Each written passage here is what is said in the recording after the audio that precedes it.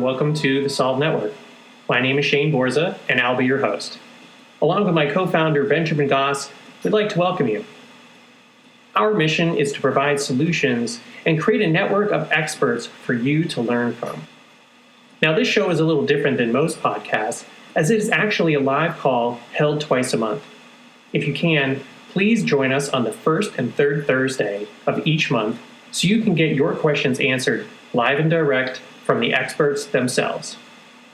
If you're an expert, please contact me at shaneborza.com so you can be a part of the network. And now, here's our show. Hi, I'm Shane Borza, a climber, creator, and coach, and I want you to build the skill of health and fitness. My new course is a priceless gift to you, and it's available exclusively on PonoQuest.com. That's P-O-N-O Quest.com. Build the Skill is a minimalistic, functional, real-world fitness program which can help you to move better and get stronger faster. I can't wait for you to check it out, and when you do, please let me know how it helps you. That's Build the Skill at PonoQuest.com.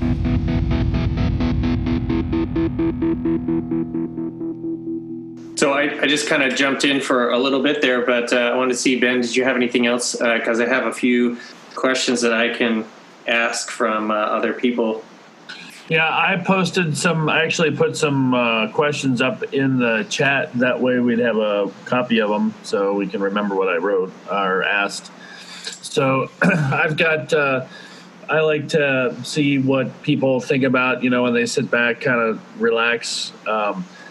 It's a little bit different way. Usually people are like, oh, what are the three best pieces of advice you've ever been given, right? I'm like, okay, that's like yawn. So here's my twist on the three best things that anybody's ever told you, right? So this is my twist. Number one is, what's the best piece of advice you didn't take and why do you wish you had? Number two is, what's the worst piece of advice you took and wish you hadn't? And three, how do you discern the difference now between a good advisor, a bad advisor, and the advice they give? And maybe a corollary to that is it possible for somebody to be a good advisor at one point and a bad advisor at another? I can answer all those. There you go. Excellent. Have at it. At least we'll have that, Okay, the best piece of advice that I didn't take, and why I wish I had, the best piece that I didn't take was a friend of mine, great business guy, actually two clients, but one, we were good friends, talking one day, and he just, looking at my business, knew what I was doing, knew I was great at what I did, knew I was making a lot of money. He's like, well, you know what, you really kind of need a bean counter. I'm like, well, what do you mean? He goes, you really should have someone who can kind of manage what you're doing there. Because he was watching kind of from a distance, seemed like, I said, buying $50,000 pieces of equipment for cash, doing this. He's like, I don't think that's the best idea. I was not big on taking help. Okay, I'm a Marine. I'm a little thick. Okay, I can put the shoulder down and I'm going to power through anything. Yeah, I don't need anyone to help me. I'm going to get the job done. That's the big mistake. Okay, thinking that you don't need any help. I didn't think I knew everything. I just knew I'd get it done.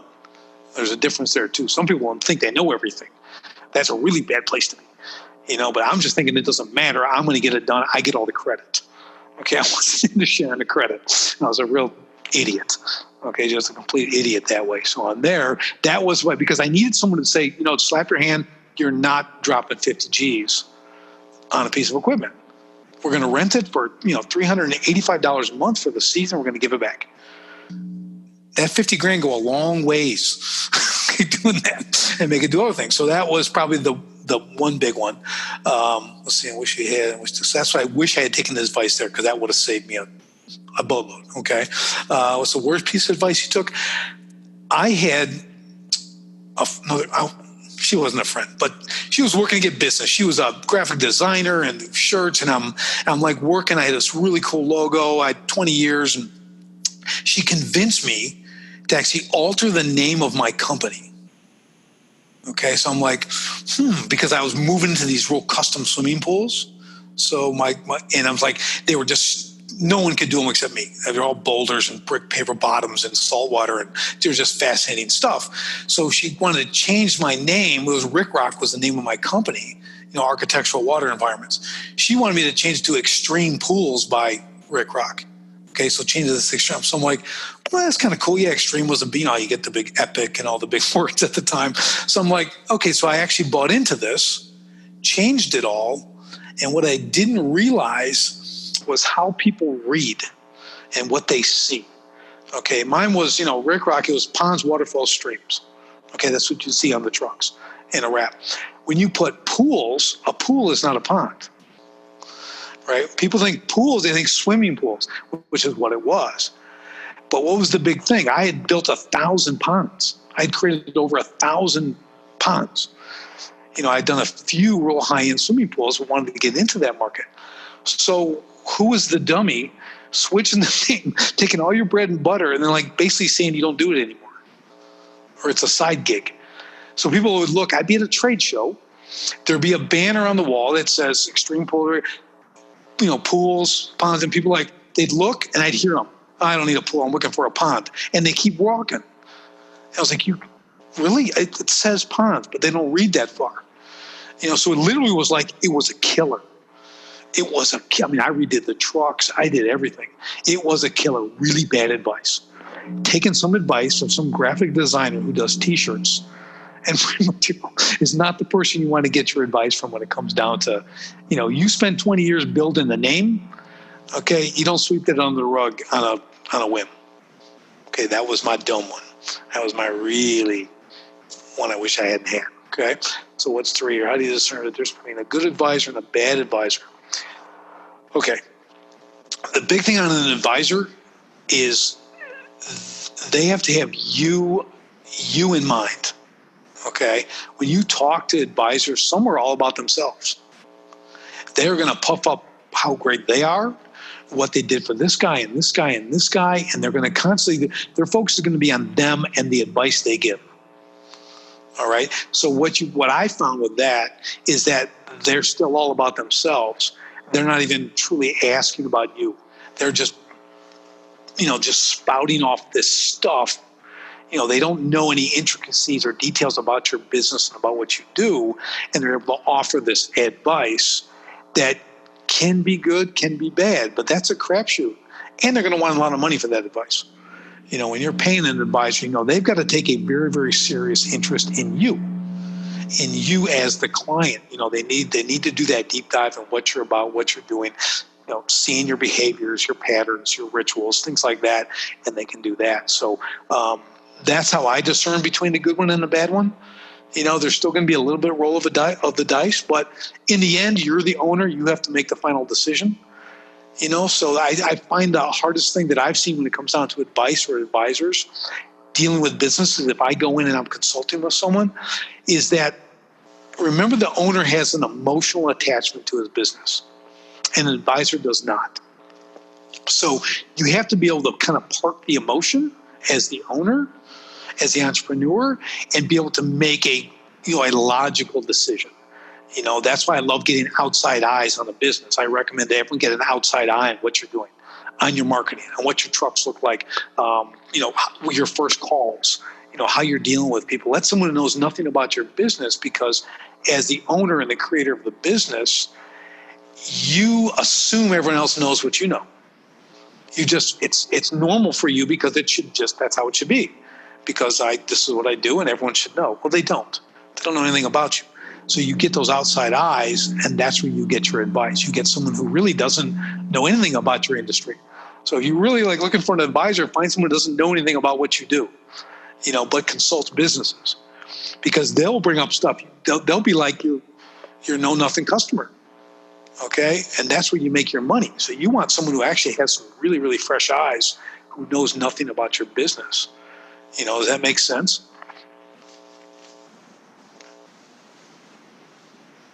Yeah, I like the sound of a different perspective, or getting outside of get outside the industry, get outside your head, get outside your own perspective, because sometimes somebody that's not in the middle of something might say, "Hey, so you said you want to do this. Why don't you do this instead? I don't know. Never thought about that. Let's try that.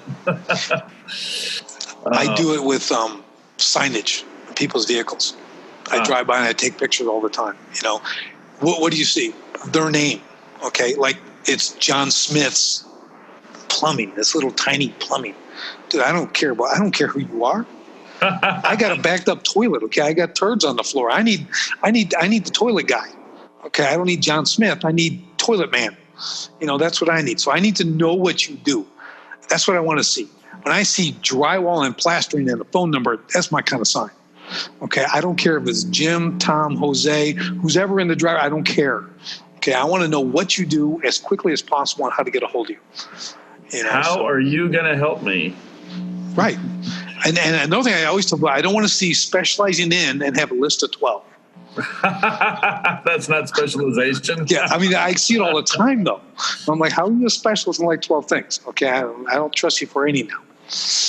I've got an industry emphasis. That's what I have. So a corollary to the last question, number 3, is do you think that entrepreneurs need a board of directors or advisors? Like, do they need an actual formal board, or I don't know, do you have any experience or level of experience with having a board of directors, which with an entrepreneur could be like 2 or 3 people, but... Right.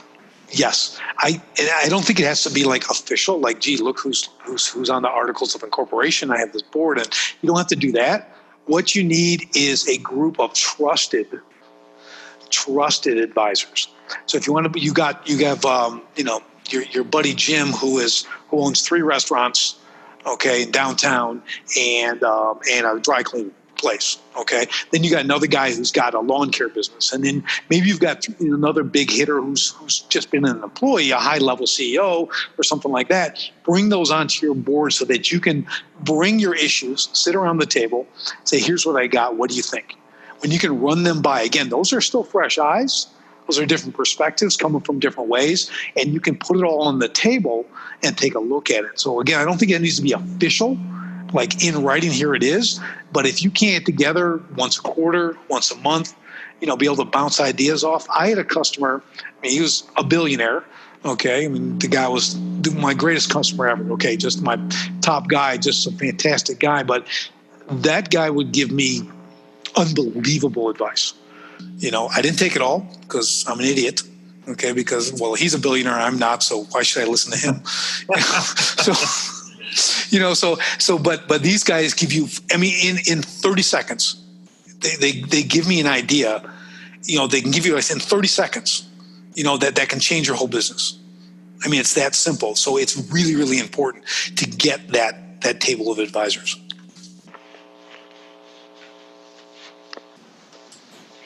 So I have a couple friends who they all ask similar versions of the same question. Do you have any either specific or different advice for people in some kind of a partnership, either a co-owner or a spouse that works together, as opposed to like a sole proprietor?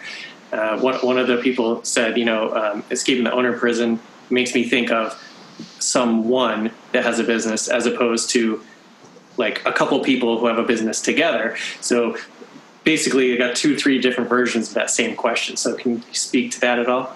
Absolutely. Well, an owner prison is the business, okay? So if you have a partnership, you have a spouse, okay, you're both owners. And my personal experience I tried some partners early on, some other things, but it was difficult because unless you have very, very unique, separate abilities that can add to the business, if you're crossing over and you're kind of both the same, that's not going to make a great partnership. Okay, that's my main tip there. Partnerships are difficult. And then you put a family partnership, whether it's a spouse or, your brother, sisters, mom, dad, the whole thing, that's a whole nother element of difficulty. Okay, you're dealing, holy cow.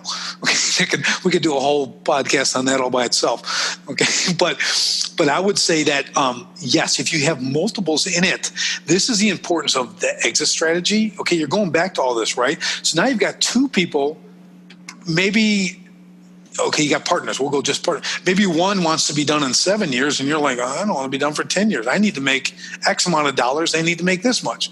One guy's enough is not the other guy's enough. So what do?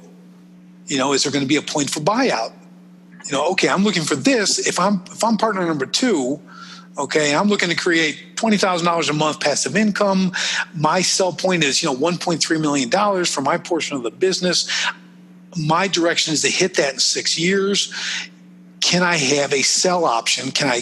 Or me as the number 1 partner can have a buyout option at that time so they can walk away. I run the business from there. Okay, that's stuff that can be documented. You want to have that as an agreement. Again, peace of mind. They understand you have very delineated rules of engagement and operation in the business. So that's another thing, who does what. So as soon as you add that second owner, or third owner, whatever the case, a spouse, even with a spouse, it's your wife, or you're the wife, or the husband is the silent partner. It doesn't work that way. It has to be treated as though you're not married. Okay, it has to be treated like business. You both need to go through the same exercise, discuss the exit strategies. Where do you want to be? What's your contribution to the business? It's not Monday, Tuesday, I felt great. Wednesday, Thursday, I didn't feel so good, so I didn't show up. You don't get to do that because you're married. Okay, this is hardcore, but that's what's got to be done. This isn't a hobby. We're not selling stuff on eBay on the side. Okay, I mean, we're talking about a real business here. All right, so that would be my advice. It's hard, but you got to get some hardcore stuff in writing, and you both need to have the integrity to stick to those obligations to the business. How would you negotiate people wanting to separate out, so my friends, for instance, they had to negotiate, well, we're working now. So our relationship is co-owners. And then after a certain time, the workday is done, and now we're married couple again, and we're no longer co-owners. And it was very difficult for them to figure out when to kind of switch in and out of those roles because they work from home. So they are in the same place all the time, but having to negotiate 2 completely different sets of roles. So any thoughts on that? Dude, I'm feeling blurry just listening to it.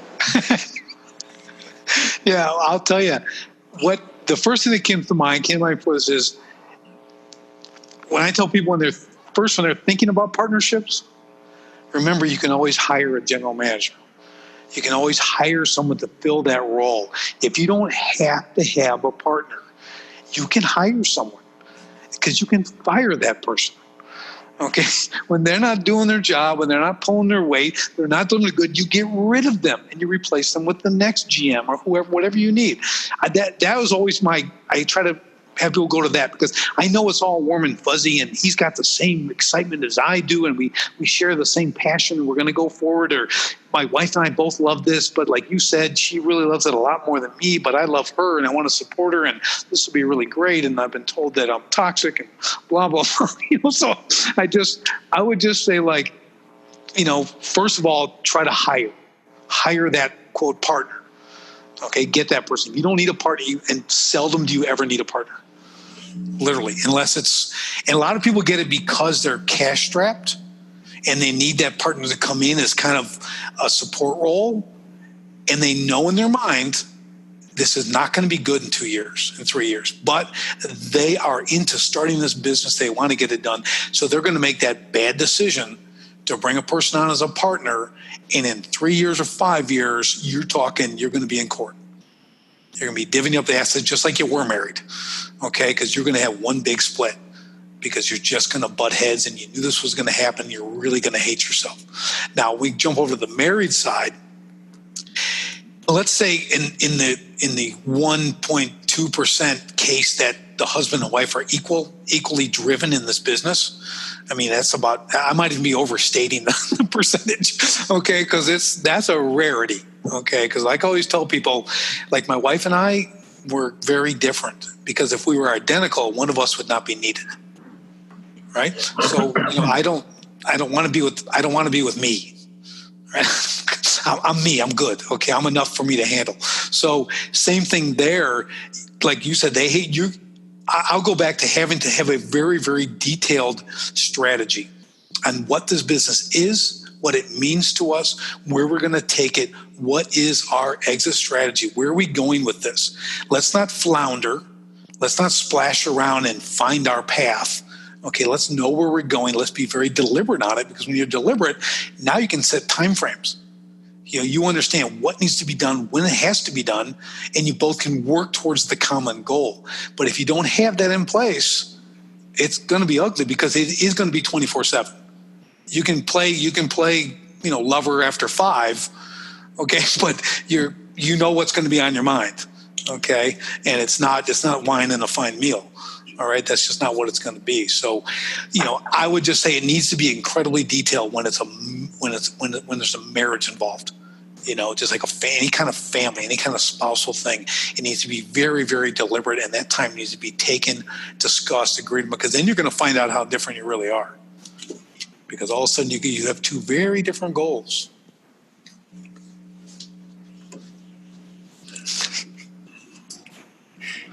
I like the idea of like shining a light on the differences, and because they will tend to come out at a most inopportune time. So yeah, that's great. Sorry, Ben, what were you going to say?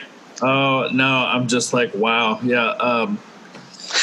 I can say that from personal experience, trying to have your spouse involved in the business just can create a lot of, I don't want to say unnecessary conflict, because sometimes conflict is necessary, but I would say that sometimes it complicates the relationship more than it needs to.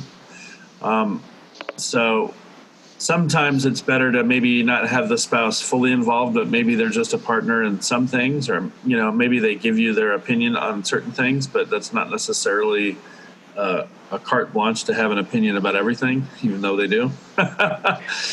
So just some things to think about. I went and found that story because you were talking about who does what. So I like this little story, and I'm sure most people have heard it, but this is a story about 4 people named everybody, somebody, anybody, and nobody. There was an important job to be done, and everybody was sure that somebody would do it. Anybody could have done it, but nobody did it. Somebody got angry about that because it was everybody's job. Everybody thought anybody could do it, but nobody realized that everybody wouldn't do it. It ended up that everybody blamed somebody when nobody did what anybody could have done. So I think that's about as pithy as you can get when it comes to the potential for conflict when you've got, whether it's a mismatched partner or, sometimes it's not necessarily a mismatch in energy or skill. Sometimes it's just a mismatch in terms of where we're going. Like, well, we talked about this. The plan is to go here. Yes, but you're over there. Why are you over there?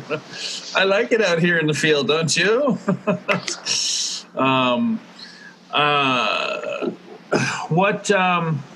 I certainly, it's funny because Shane and I are partners in this thing that we're working on, and it's really funny, but I told him that I'm working on this book called 101 Lessons in Bootstrapping, and lesson number 1 is partnerships suck. Which, I will say that working with Shane is different because I think that we've had this conversation several times. Our skills are complementary. Like, he can do stuff that I can't do, and I can do stuff that he can't do. So there's a filling the gap kind of thing there that works. But then there's also another benefit is we've known each other for 3 decades, and we didn't start something until we had known each other for a really long time. Right. So, when you've got a relationship that lasts that long, you can kind of hope that, I think we can probably get through just about anything. Pretty sure. So I don't know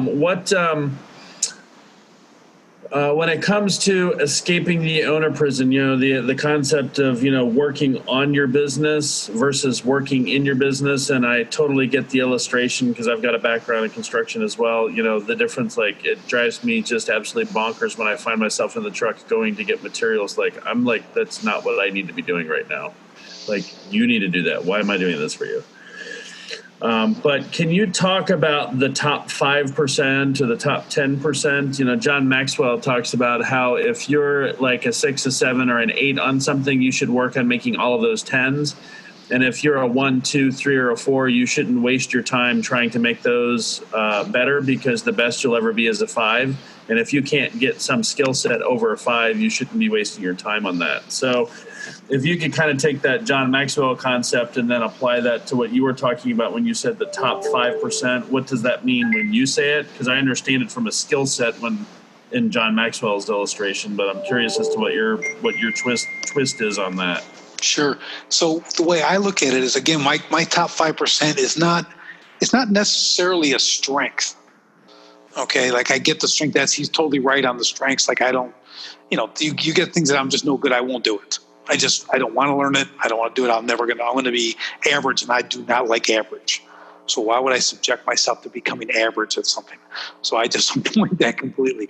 My 5% means that, like I said, my vision of where my company is going. Okay, now I can share the vision, but no one creates the vision and no one drives the vision except me. All right, everyone else is in the support role of my vision, but I'm the vision leader, right? So I'm in the front of the pack. I'm a big believer leading from the front, but at the same time, there I am, right? So that's in my top 5% to make sure that things are staying on mission, that vision is being upheld and supported and created, okay? So my 5% is out. I am making the contacts and the networks and building things that are gonna support and increase my brand awareness, my ability to network and grow my business to increase my market share. How do I improve? If I'm an excellent trainer, if I'm great at training, which I am, okay, whether it's fitness or it's business, I'm great at both of those things. That's just one of my high level skills. I focus on that. So I'm at the top of the training level, teaching people. Then that goes down. So I'll create that. I'll spend my time on that to make sure our training of my own coaches down to who they're coaching, our clients, are all done. See, so I do focus on that. But again, my 5%, I'm talking about, I'll give you an example. I've got a mentor of mine, got a big house, is super successful. Like he was telling me he's in his house one day, a guy was over, and he looks up at the clock on the wall, little battery clock. He goes, the clocks are all stopped. He goes, your clocks need to change the batteries. He goes, well, that's not my 5%. I don't change batteries. Okay, that's a guy who's into his 5%. Okay, he does not waste time putting a AA battery and a battery-powered clock on his wall. Okay, someone else has to do that. He does not. He's not distracted by that. To me, I was like, dude, I'm going to use that example for the rest of my life. That's a focused guy who understands he has to do a certain. Now he's a 10-figure, franchise owner. The guy created the whole thing and everything else, but because he focused on that 5%, instead of doing everything. It's like if you're cleaning the toilet, okay, well, someone for $10 an hour can clean the toilet. All right, you should never have to do that. So that's my thing. So if that makes sense, really focus on the only, if you started the business, you understand where it's going. What are no one else can do what you do. That's the top 5%. Only you can do that. That's what I mean by the top 5%. Not, I got a CEO, he can do that. I'm talking you are the guy, to make those things happen, and no one else could do it. Does that make sense? Yeah, totally. I appreciate that. That's a good answer. I like that. It's similar, but it's different. So I like that twist on that. Right. One thing real quick, going back to this somebody and everybody. Okay, I've got 6 kids in the house, right? And they're all between like 12 and 15 right now. Okay, so my wife will call out, hey, somebody's got to do these dishes. And my response every time, somebody doesn't live here. Okay, unless you delegate a name, ain't nobody going to do the dishes. Nobody ever except me. Okay, I end up being somebody. Okay, so it goes back to that point is delegating. It's really you gotta call someone out, get things done. That's all I got on that. That's a great little. I love that somebody, anybody, everybody. That thing's awesome. So I'm really tickled about that, and the reason I'm laughing is because Ben has 6 kids, so I can only imagine that same thing happening to him. Say, somebody do the dishes. Somebody doesn't live here. Maybe that's a little bonus takeaway. On the off chance that somebody listens to this, I'm not going to comment. Yeah, exactly. I'm living life on the edge right here, buddy.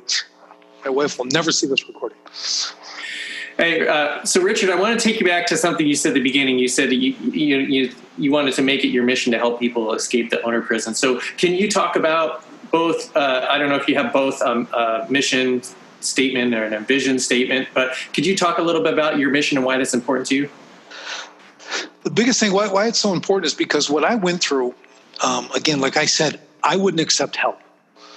Okay, my biggest flaw, like my greatest flaw of my lifetime was just thick-headed, gonna figure it out myself. I'll get all the credit. Okay, so what I realized is like when I overcame that issue and watched how things miraculously changed and sped up and accomplishment happened hand over fist, super fast. I couldn't even believe it.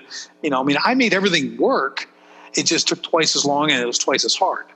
Okay, my mission, what I realized was, how can I save 10 years of an entrepreneur's life from, costing mistakes, banging their head against the wall, wrong decisions, losing money, lost profitability, all this stuff because no one wants to help them. We're in this super social world and Facebook and everything else, but we're totally disconnected.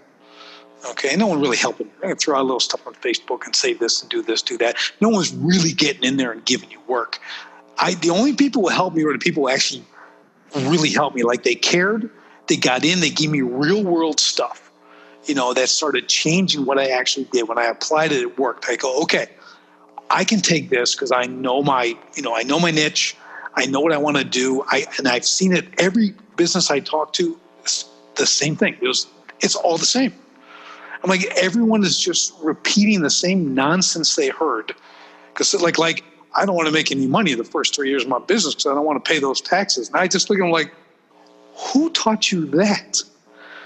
Okay, I don't want to be broke for 3 years so I don't pay taxes. That is like the dumbest thing I've ever heard in my life. Okay, but this is what's in people's head. They believe that to be true. You should show I made no money for 3 years. It's ludicrous. I want to show I made $3 million. I paid $78,000 in taxes. I'm good. I made $3 million. I got $1 million. I got $900,000 in the bank. I'm okay. I'm good with the 78 grand. You know what I mean? I didn't make any money. I'm broke. I lost my car last week too. Because I didn't make any money my first year in business. That's what I mean. And everyone has this. It's like getting your news from memes. Okay, like you actually believe what the meme says as fact. All right, it's like, wait a minute, you need a legitimate source. So my mission became be the legit source. But create something that people can so dig into and get unbelievable results when they apply it. They don't just learn, because it's easy to learn and pass a test, but if you can't apply it, it's wasted knowledge. I posted a thing the other day, speaking of memes. It was, the person who doesn't read is no better than the person who can't read. Okay, they have nothing over you. If you never read, okay, to educate yourself and learn something new, you're no better than the guy who can't read. I think that's a Mark Twain quote, by the way. But that's, it's pretty brilliant. So you got to read, but you also have to do it. So my mission is to create something they can learn and apply. Without practical application, it's wasted. So that's really the big part of my mission. And I can bring this, and I've created the curriculum, I've created this entire program, and my whole goal is to help 10,000 business owners escape the owner prison. And maybe that's a lot, maybe it's not enough. I don't know. But I got a plan over the next 10 years to help 10,000 people. And that's my goal. And if I get there early, I'm good with that too. I'll help another 10,000, whatever it takes. So that's my basic mission and why I'm doing that. I don't want people to suffer. I want to time compress. I want to take 10 years, compress it into 16 weeks, or sooner.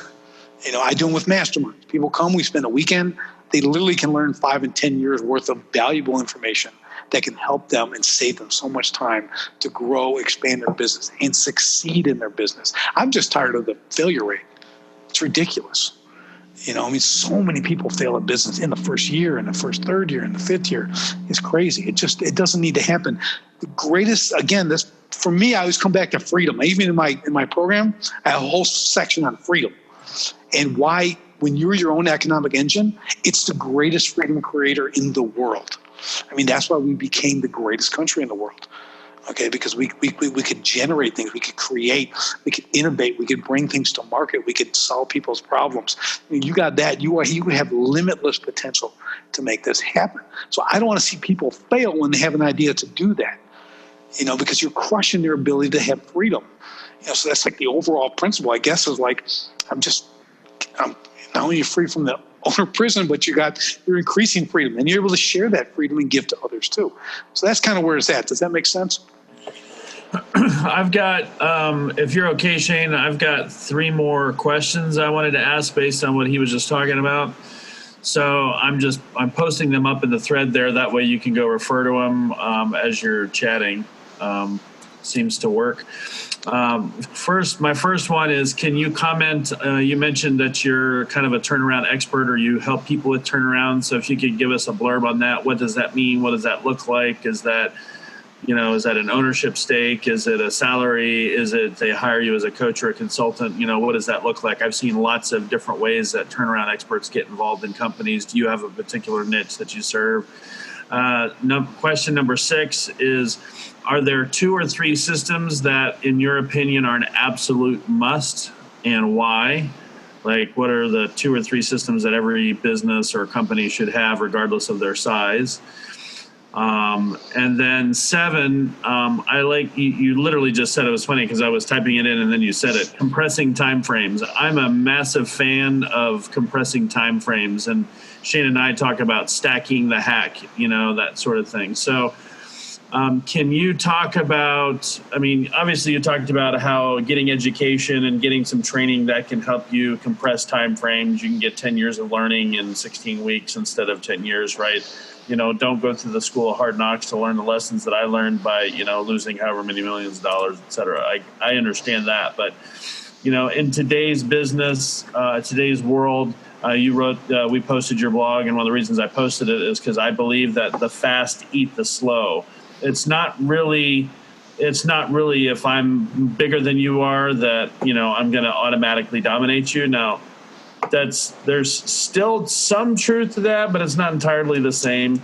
I think that, for example, Main Street America has really missed out on how to leverage themselves against Walmart as the behemoth, right? Just because Walmart is huge, Walmart is also slow, right? They can't respond to market change the way a smaller, Main Street company can, if that makes any sense. So compressing timeframes to me is, basically, I don't know, achieving goals faster or something, right? Not necessarily that, but, or maybe, ramping up your revenue growth faster than you thought possible or something. So what do you mean outside of, or is there meaning for you outside of compressing your time frame for the learning, right? And trying to avoid that 98% failure rate that so many businesses go through in their 5th year. Right, or sooner. Right. But yeah, I'd say it's by 5 years, right? Isn't that the yeah, they're done. 70. Well, according to the Small Business Administration, 75% fail in 3, and 98% are gone by 5. So yeah, it's great. It depends on the labor statistics you look at. And here's the reality: is a lot of them are in business and they're not even really in business and they fail. There's no record. They're not even tracking the numbers way high. It's like how many illegal aliens are in the country. Okay, they don't know. Okay, so they say 12, but there's 25. Whatever. But it's the same thing in business. We all know people who start stuff. They're doing CAD, doing this. There's no records of a business. They're just operating and doing things, but they fail. It's a taco truck.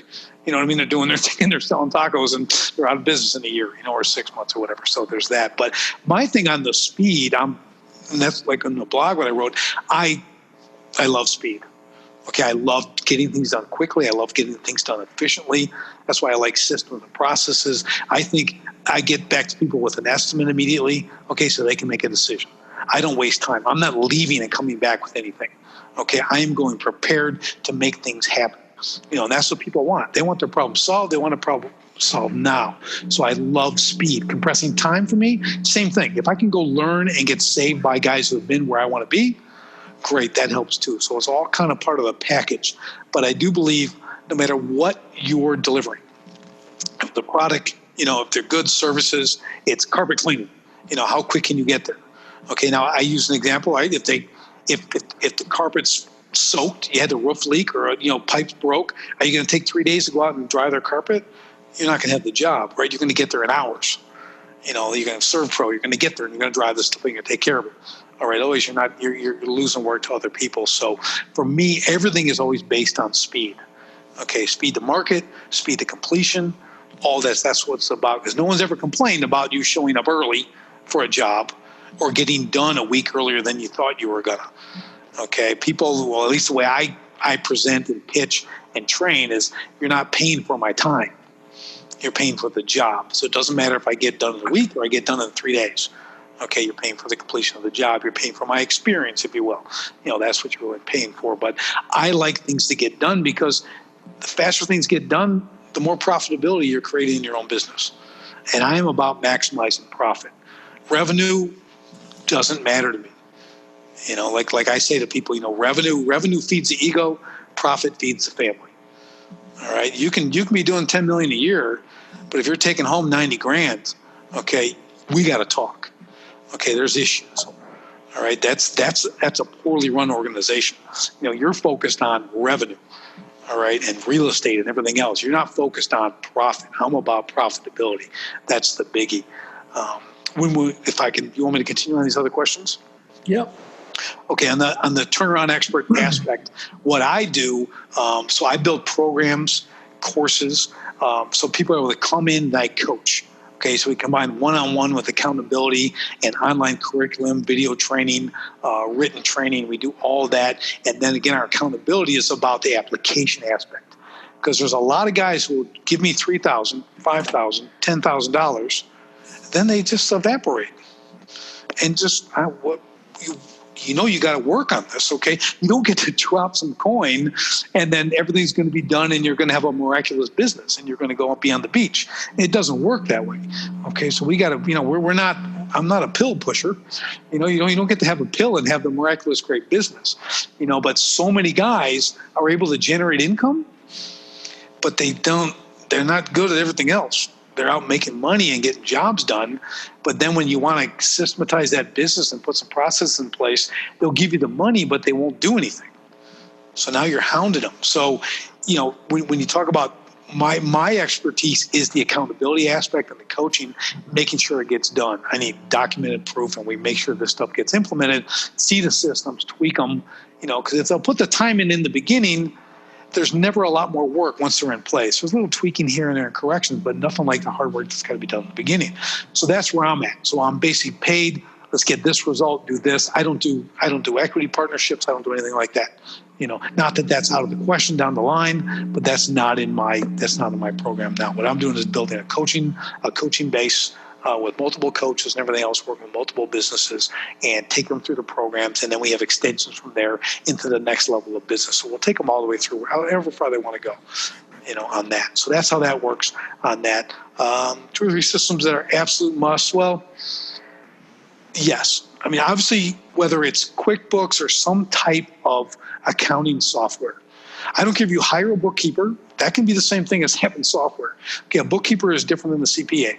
Right, the bookkeeper is literally just track, and you can do this with a virtual assistant. You got VAs, you can pay $4 an hour and have this done. There is no excuse not to have your books being taken care of.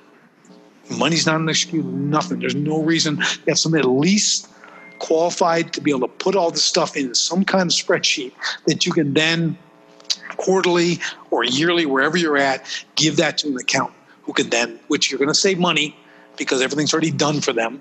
They can plug it in their system and do that. So that's one that's a must, okay, on that. Definitely the accounting. The other one is just a basic CRM, contact resource management, okay? So you want to be able to maintain and understand your customer base, okay? If you're in any business, you have customers. No one has a business without customers. I call it lifetime profitable value, LPV, all right? Every customer has a lifetime profitable value. Right? So if I put a roof on their house today and they gave me $15,000, am I going to say, okay, see you in 30 years, walk away because that's when they'll need a roof again? Why would I do that?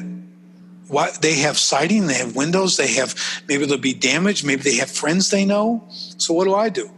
Oh, you know what else you get with a roof install is a free inspection every year to make sure our roof is doing exactly what we put it on to do. And I show up and we walk the roof and, oh, I notice your windows are kind of deteriorating over here and the siding's kind of, can I give you an estimate for that? Okay, you're front of mind, you're able to do it. It's a sales call, right? But take it back into the CRM. I can now keep in contact with them. I can send them content. I can send them deals. I can send them, referral requests, things like that. I build a relationship because over time, over 20, 30 years, okay, they could be worth $100,000 to me instead of 15. I use car dealers for that example. My wife and I went in, we bought a 15-person van. You're like me, you've got a lot of kids. Okay, it's great to have a Suburban, but you can't take any friends because there's already 8 of you, so there's no seats available. All right, so we go get the big van, we walk in, I buy this thing. Again, 6 kids, husband and wife, buy the van, leave, never hear from the dealer.